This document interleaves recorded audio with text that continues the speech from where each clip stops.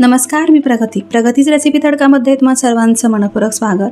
तर अगदी सीझनच्या शेवटची स्ट्रॉबेरी मला मिळाली होती आणि खूप छान लाल भडक अशी छान कलरमध्ये स्ट्रॉबेरी असल्यामुळे तर मला कमेंटही होती की स्ट्रॉबेरीचा जॅम दाखवा म्हणून, जॅमची रेसिपी. तर जॅमची रेसिपी बनवलेली आहे आणि तुम्ही पाहू शकता अगदी परफेक्ट असा हा जॅम बनवून तयार झालेला आहे आणि फक्त अगदी 2 इंग्रेडियंट्समध्ये हा जॅम बनवून तयार होतो. फार वेळ लागत नाही, एक 25 मिनटामध्ये अगदी मार्केटपेक्षा छान टेस्टी आणि आपण अगदी सगळं हायजीन वापरून बनवलेला जॅम असतो आणि हा जॅम फ्रीजमध्ये ठेवून साधारण 6 महिने आपण खाऊ शकतो.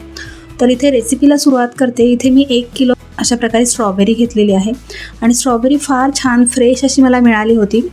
अजूनही मार्केटमध्ये स्ट्रॉबेरी मिळते, पण बऱ्यापैकी एवढी चांगली फ्रेश अशी मिळत नाही कारण सीझन संपायला आलेला आहे जवळजवळ. तर इथे 1 किलोसाठी मी साधारण 350 ग्राम साखर घेतलेली आहे. तर गोडी तुमच्या आवडीनुसार तुम्ही कमी जास्त करू शकता, म्हणजे साखर तुमच्या आवडीनुसार तुम्ही कमी जास्त करू शकता. तर स्ट्रॉबेरी स्वच्छ धुवून पुसून घेतलेली आहे आणि आता आपण याचे बारीक बारीक तुकडे करून घ्यायचे आहेत.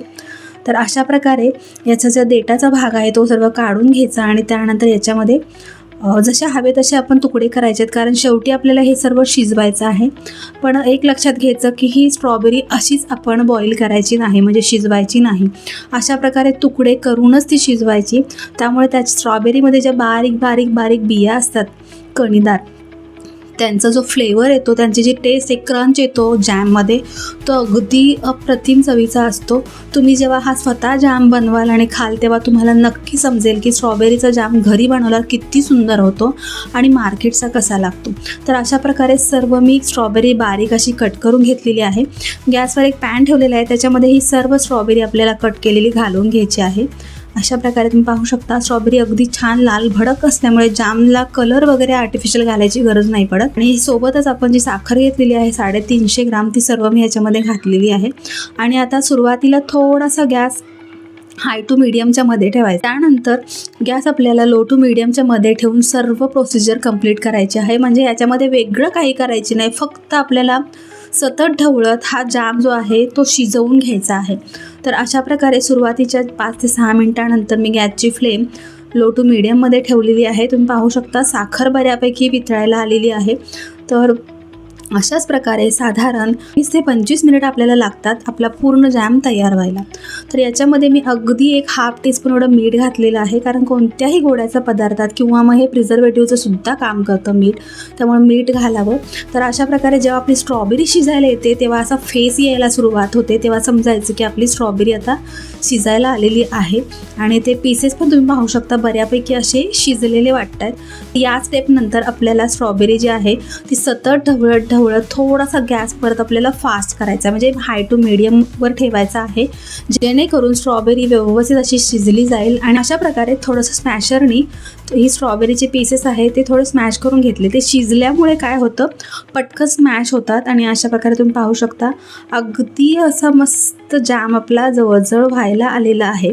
तर याला छान असे सर्व स्ट्रॉबेरी मेल्ट झाल्याच्या नंतर, शिजल्याच्या नंतर साधारण 5 ते 6 मिनटं परत आपल्याला हा जॅम जो आहे तो शिजवून घ्यायचा आहे.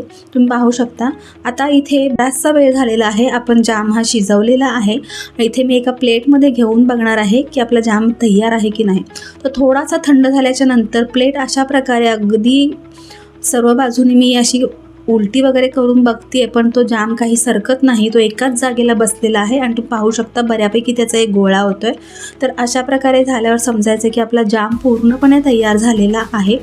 तर अशा प्रकारे जाम पूर्ण झाल्याच्या नंतर याच्यामध्ये आपण घालायचा आहे 1 लिंबाचा रस, म्हणजे प्रिझर्वेटिव्हचंही काम करतो आणि ह्या पाकाचं रूपांतर साखरेमध्ये होत नाही, त्यासाठी लिंबू घालायचं आणि प्रिझर्वेटिव्ह म्हणून सुद्धा हे लिंबाचा रस काम करतो. अशा प्रकारे स्वच्छ धुवून स्टेरिलाइज केलेल्या, म्हणजे गरम पाण्यामध्ये ह्या बॉटल आहेत त्या उकळवून घेतलेल्या आहेत आणि परत त्या छान कोरड्या करून घेतल्या. त्याच्यामध्ये आपण जाम भरून हा जाम फ्रीजमध्ये आपण 6 महिने जवळजवळ ठेवून खाऊ शकतो.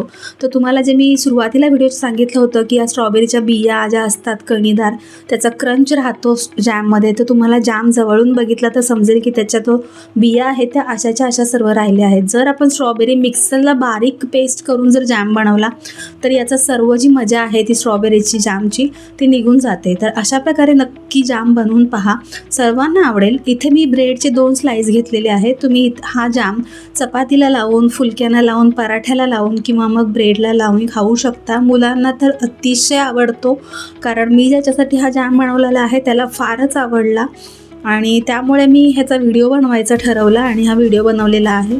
तर खरोखर अप्रतिम अशी चव होते. तुम्ही नक्की हा जाम बनवून पहा आणि तुम्हाला ह्या अशा जामच्या रेसिपी जर आणखीन पाहायच्या असतील, कारण आता आंब्याचा सीझन चालू होतो आहे, तर आपण कच्च्या आंब्याचा जाम बनवू शकतो, पिकलेल्या आंब्यांचाही जाम बनवू शकतो. तुम्हाला जर अशा रेसिपी आवडत असतील तर त्याही मी बनवून दाखवेन. तुम्ही नक्की मला कमेंट करून सांगा.